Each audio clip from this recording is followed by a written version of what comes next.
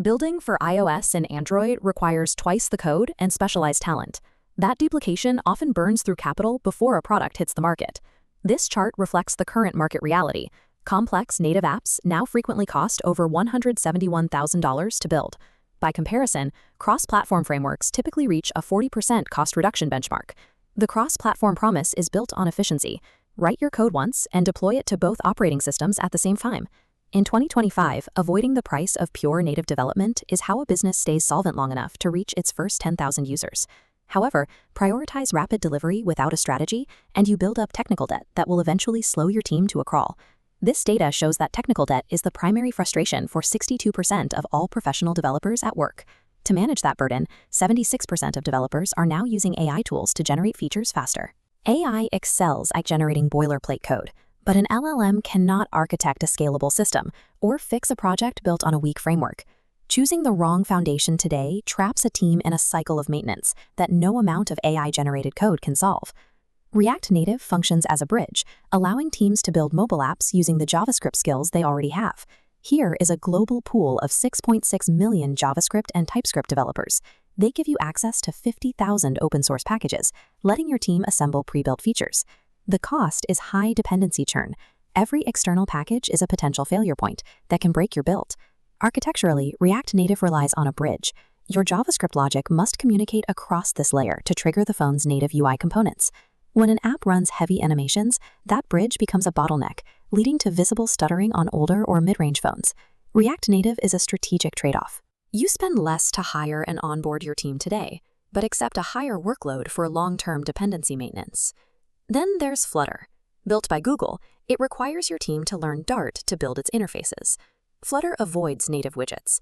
Instead, its engine paints every pixel on a blank canvas, ensuring the app looks identical on every screen it touches. This performance graph shows the result, a stable 120 frames per second during scrolling and animations, regardless of the OS.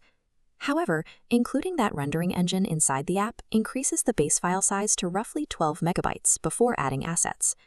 Because it draws its own UI, a Flutter app can feel slightly different to a user, bypassing standard OS accessibility or scroll behaviors.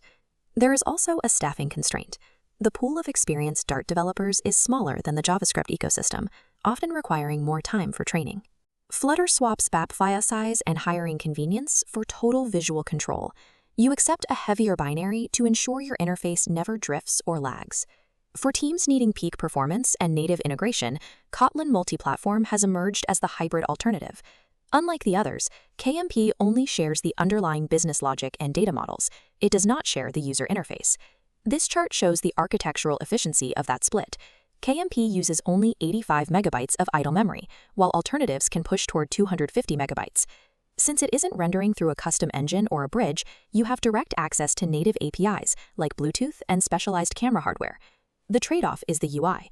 Developers have to build the interface twice, using SwiftUI for iOS and Jetpack Compose for Android. Building two separate interfaces removes the rapid iteration speed that draws many teams to cross-platform tools in the first place.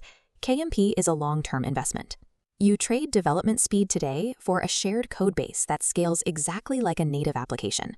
Framework selection is about matching the tool to your team's existing skills and your app's performance requirements.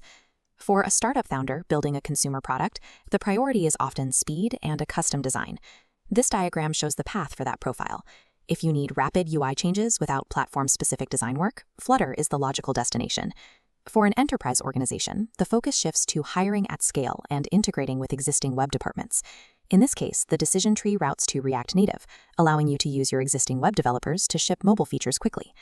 Finally, if your app is hardware-heavy and requires deep system integration, the tree highlights Kotlin Multiplatform. It is the choice for purists who need native-level performance and hardware access without bridge latency. Matching your business constraints to the right framework is the only way to avoid the kind of technical debt that eventually stops a project. The technical choices look overwhelming until you isolate your specific constraints.